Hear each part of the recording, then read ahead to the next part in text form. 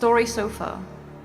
You're a Marine, one of Earth's toughest, hardened in combat and trained for action.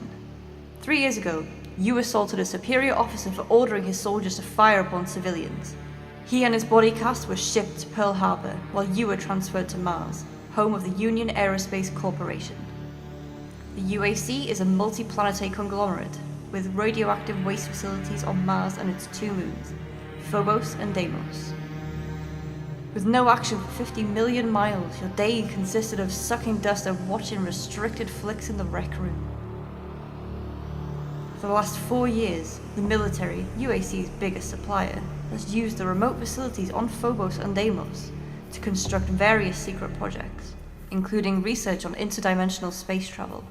So far, they have been able to open gateways between Phobos and Deimos, throwing a few gadgets into one and watching them come out the other. Recently, however, the gateways have grown dangerously unstable. Military volunteers entering them have either disappeared or been stricken with a strange form of insanity, babbling vulgarities, bludgeoning anything that breathes, and finally, suffering an untimely death of full-body explosion. Matching heads with torsos to send home to the folks became a full-time job. Latest military reports state that the research is suffering a small setback, but everything is under control.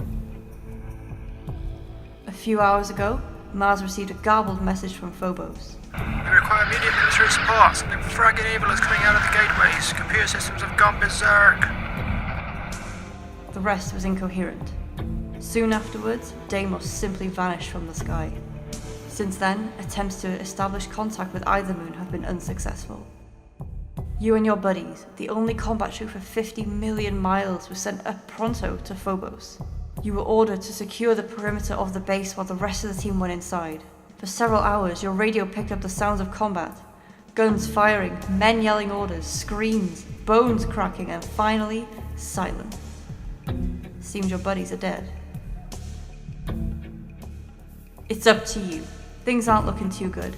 You'll never navigate off the planet on your own. Plus, all the heavy weapons have been taken by the assault team, leaving you with only a pistol.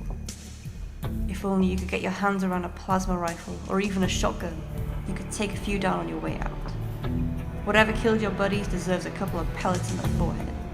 Securing your helmet, you exit the landing pod. Hopefully you can find more substantial firepower somewhere within the station. As you walk through the main entrance of the base, you hear animal-like growls echoing through the distant corridors. They know you're here. There's no turning back now.